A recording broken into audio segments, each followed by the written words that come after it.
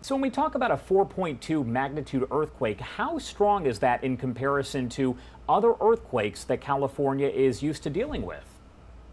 Yes, for example, we had an earthquake back on December 20th up in the northernmost part of California, an area called Ferndale. And the earthquake that we experienced this morning in Southern California was on the order of 1,000 times smaller than that earthquake. So these events are very common. We have 20 to 30 earthquakes a day in Southern California. Most are super small, but these are sort of fairly common events. And especially in this particular area where this earthquake occurred, we do get small earthquakes very frequently there. So what do we talk about when we talk about damage with an earthquake like this? So many people say that they felt the shaking, they felt the rumbling, but I'm not hearing about any extensive damage. Is that normally the situation when you're talking about a 4.2? It all depends where the earthquake occurs. This happened in the order of 10 miles south of Malibu Beach. It was in the middle of the ocean. And the greatest shaking is typically very close to where the epicenter, the epicenter of the earthquake, where it first reaches the surface. So had that earthquake been in the middle of downtown LA or somewhere else in a city, there could have been damage. The shaking that I felt at my home, I lived actually really close to the area where the earthquake occurred. I just felt some light shaking. If I didn't know if it was an earthquake, I could have thought that there was a truck passing by that was particularly heavy and it was bouncing around. Yeah, I've never experienced an earthquake, so I'm not exactly sure how it would feel, but that's a good breakdown for how it felt. Just kind of like, I guess, a big truck, a big vehicle kind of driving That's right. by. Yeah. So when you talk about the aftershocks, how does that Mhm. work and what exactly is an aftershock? An aftershock is almost like an adjustment after an earthquake occurs. So you have motion that occurs on a fault. Basically, there's some slip that goes on. And think of it like throwing a pebble into a pond, and you get these radiating waves. Every once in a while, the fault moves a little bit more, or there could be some adjustments that go on, and that's something we call an aftershock.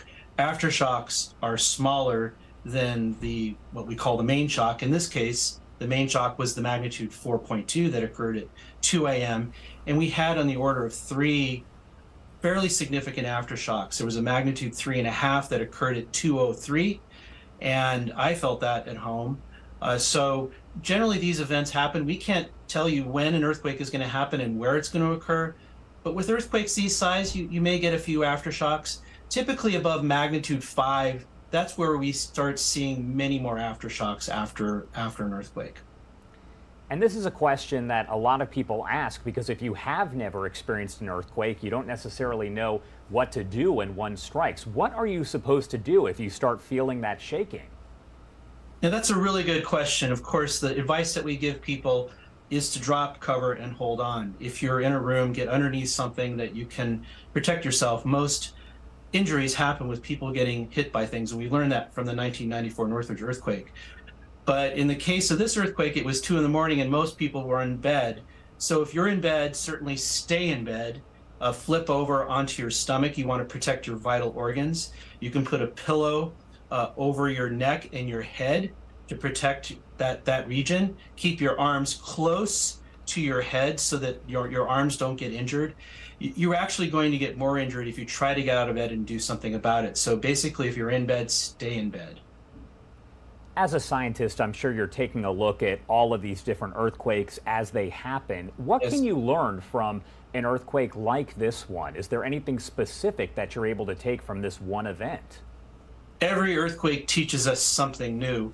In the case of this particular earthquake, the Shaker earthquake early warning system, which is operating in California, Oregon, and Washington, was activated during this earthquake. So one thing we're looking at is how the system itself behaves. In this particular case, alerts were not delivered to people's cell phones. That happens for earthquakes at or above magnitude 4.5. So we're interested in optimizing the warnings that get out to people, hopefully before shaking arrives at their location so they can protect themselves. So would it be better to be having alerts for smaller level earthquakes as well, or when it's below 4.5, is it kind of just a little bit of rumbling and shaking? Yes, and we're learning from this. One thing we know from taking a survey of people in the 3 West Coast states, we know that people are really interested in situational awareness, understanding what's going on. So from that perspective, even if they might feel very, very weak shaking, people want to know what it is. They want to know that it is an earthquake. So we're using a combination of all the social science that we're doing with the U.S.G.S., but also working to understand the needs of the people who are receiving the alerts, the 50 million people that we serve on the West Coast. All right, Robert DeGroot, thank you so much for taking the time to talk to us. Anything that you want to add about all of this before I let you go? Yes, so if you live on the West Coast or if you're going to visit the West Coast, welcome. Please make sure that you download your Shake Alert powered app. You can follow us on Twitter at USGS_Shake Alert. You can visit us on shakealert.org to learn about how you can set up your phone to be powered by Shake Alert to actually get those alerts on your phone if you happen to be visiting those 3 states. Definitely need to have that because it sounds like it would come in handy. We appreciate you taking the time to talk to us and fill us in on all the information there. Thank you. Great talking with you. Have a great day. You too.